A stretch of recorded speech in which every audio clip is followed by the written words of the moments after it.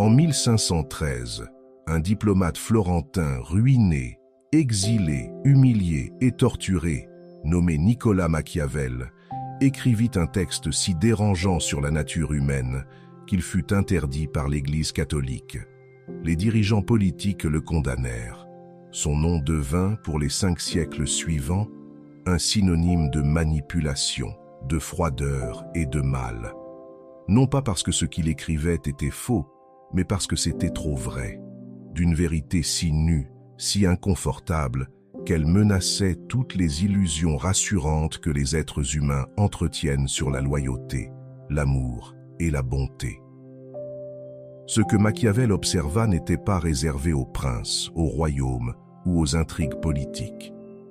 Il décrivait une mécanique psychologique fondamentale, une loi silencieuse qui opère aujourd'hui encore dans chacune de tes relations, avec ton partenaire, tes amis, ta famille, tes collègues. Et une fois que tu vois clairement ce qu'il a réellement documenté, tu ne regardes plus jamais les gens de la même façon, tu ne fais plus confiance de la même manière, et surtout, tu n'es plus surpris par la trahison. Car ce que personne ne te dit vraiment à propos de Machiavel, c'est qu'il n'enseignait pas comment devenir mauvais. Il révélait ce qui existe déjà dans chaque cœur humain, l'intérêt personnel. Ceux qui l'ont condamné étaient précisément ceux qui utilisaient ces principes tout en prétendant agir au nom de valeurs plus nobles. Sa faute n'était pas l'immoralité, mais la lucidité. Machiavel écrivit après avoir tout perdu « Les hommes sont ingrats, inconstants, dissimulateurs, lâches et avides. Tant que tu réussis, ils sont entièrement à toi. Ils t'offriront leur sang, leurs biens, leur vie et même leurs enfants, lorsque le danger est lointain. Mais lorsque le danger approche, ils se retournent contre toi. » Relis cette phrase. Ressens la résistance intérieure qui surgit. La voix qui dit « Ce n'est pas vrai de tout le monde. Moi, je ne suis pas comme ça. » Cette résistance est exactement ce que Machiavel avait prévu. Car, écrivait-il aussi, « Chacun voit ce que tu parais être, peu éprouve ce que tu es réellement. » Les humains sont extraordinairement doués pour afficher publiquement loyauté et vertu, tout en agissant en privé selon leur propre avantage. Et ce qui rend cette observation brutale, ce n'est pas le cynisme, c'est l'inclusion. Machiavel ne se plaçait pas au-dessus des autres. Il s'incluait lui-même. Il affirmait que tous les humains, sans exception, fonctionnent principalement à partir de leur intérêt personnel et que reconnaître cette réalité est la seule manière de naviguer le monde sans se détruire. Fais maintenant une expérience mentale simple. Pense aux personnes dont tu es le plus sûr qu'elles t'aiment inconditionnellement. Imagine que tu perdes tout, ton argent, ton statut, ton énergie, ta santé, ton utilité sociale.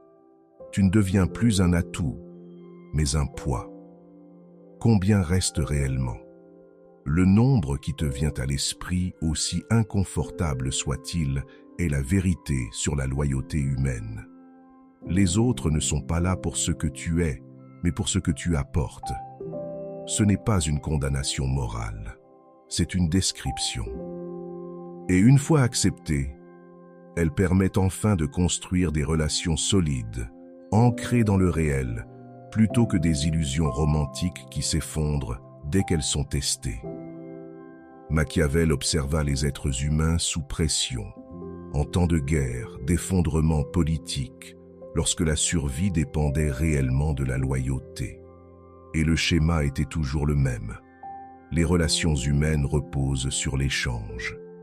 Même lorsque les individus croient agir par amour, par altruisme ou par principe, il existe toujours une contrepartie. Elle peut être émotionnelle, sociale, financière, sexuelle, psychologique. Mais elle est toujours là. Et lorsque cette contrepartie disparaît, l'attachement s'éteint. Observe ta propre vie. L'ami qui a disparu lorsque ta situation a changé. le partenaire dont l'amour s'est évaporé lorsque tu n'étais plus capable de répondre à ses attentes, le membre de la famille qui n'apparaît que lorsqu'il a besoin de quelque chose, le collègue qui souriait tant que vos intérêts convergeaient, puis t'a discrètement saboté lorsque ce n'était plus le cas. Machiavel aurait simplement dit « Bien sûr, qu'attendais-tu » Le problème n'est pas que les gens soient mauvais. Le problème est de croire qu'ils fonctionneront contre leur propre intérêt pour préserver ton confort émotionnel. Cette croyance est la racine de la plupart des souffrances relationnelles. À partir de cette lucidité, découle une transformation pratique. Si toute relation est un échange, alors la première étape est de voir clair. Regarde chaque relation importante de ta vie et pose-toi une question simple. Qu'est-ce que cette personne reçoit de moi? Et qu'est-ce que je reçois d'elle? L'échange est-il équilibré ou es-tu constamment en train de donner plus que tu ne reçois?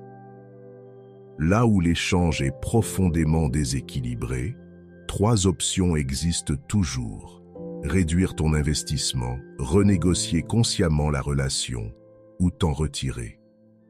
La majorité des gens refusent cet examen parce qu'il est douloureux. Il révèle que certaines relations ne tiennent que parce que tu acceptes d'être exploité. Mais l'inconfort qui mène à la clarté vaut toujours mieux que le confort qui perpétue l'abus. Machiavel observait également que les humains testent constamment les limites, pas par cruauté consciente, mais par économie instinctive. Là où il n'y a pas de conséquences, l'exploitation progresse. Les limites qui ne sont pas appliquées ne sont pas des limites, elles sont des suggestions. Le respect ne naît pas des paroles, mais de ce que tu refuses de tolérer. Enfin, Machiavel comprenait quelque chose de fondamental sur le pouvoir et l'attraction. L'accessibilité totale détruit la valeur. Celui qui se rend entièrement disponible, qui sacrifie son identité, son indépendance et sa vie propre pour une relation, cesse d'être perçu comme un individu et devient une ressource. Et les ressources sont consommées, puis remplacées. Maintenir une vie indépendante n'est pas un jeu ni une stratégie manipulatrice. C'est la condition minimale du respect. Celui qui n'a besoin de rien conserve toujours le pouvoir de choisir. Celui qui dépend perd ce pouvoir. Lorsque Machiavel écrivait qu'il vaut mieux être craint qu'aimé, il ne parlait pas de terreur, mais de stabilité. L'amour dépend des circonstances. Le respect repose sur les conséquences. Et seules les conséquences traversent le temps. Voici donc ce que cette vérité offre réellement. La fin de la naïveté. La fin de la surprise face à la trahison. La fin des attentes irréalistes envers des êtres humains qui agissent selon leur nature. Elle ne te rend pas froid. Elle te rend lucide. Elle te permet de construire des relations fondées sur des intérêts alignés, des limites claires et un respect durable. Machiavel est mort pauvre, exilé et condamné par ceux-là même qui appliquaient en secret ce qu'il avait décrit. Mais ses observations ont survécu 500 ans, parce qu'elles décrivent la réalité telle qu'elle est et non telle que nous aimerions qu'elle soit. Les relations sont des échanges. La loyauté est conditionnelle. Les limites créent le respect. L'indépendance nourrit l'attraction. Ces lois opèrent que tu les acceptes ou non. La seule question est la suivante. Préfères-tu continuer à croire aux contes de fées ou apprendre à évoluer dans le réel sans te perdre toi-même? Et si cette question te dérange, c'est précisément parce qu'elle touche un point que la plupart des gens évitent toute leur vie. Nous avons été conditionnés à croire que la loyauté est un état naturel, que l'amour suffit à maintenir les liens, que la bonté protège de la trahison.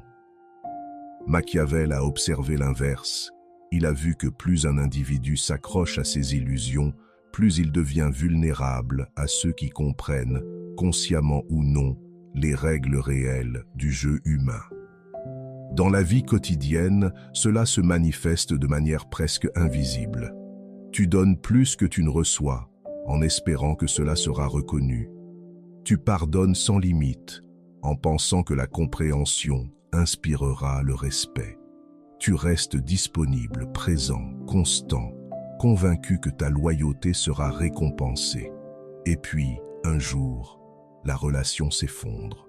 Non pas parce que tu as mal agi, mais parce que tu as cru que ta vertu suffisait à équilibrer l'échange. Machiavel aurait dit que tu n'as pas été trahi.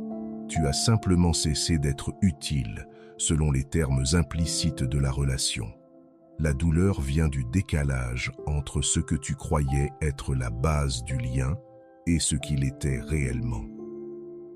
Comprendre cela transforme profondément ta manière d'interagir. Tu ne donnes plus pour être aimé, mais parce que l'échange a du sens. Tu n'acceptes plus le déséquilibre au nom de la paix. Tu ne confonds plus sacrifice et valeur. Et surtout, tu n'attends plus des autres qu'ils agissent contre leur propre intérêt pour valider ta vision morale du monde. C'est ici que beaucoup reculent, parce que cette lucidité exige une responsabilité totale. Si une relation t'épuise, ce n'est pas uniquement parce que l'autre abuse, mais parce que tu permets que l'abus continue.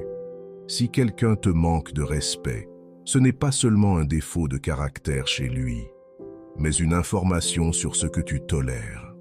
Cette prise de conscience est inconfortable, mais elle est libératrice.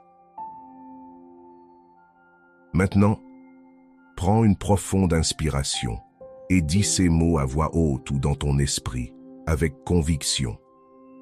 Puis, tu fais suivre de l'affirmation.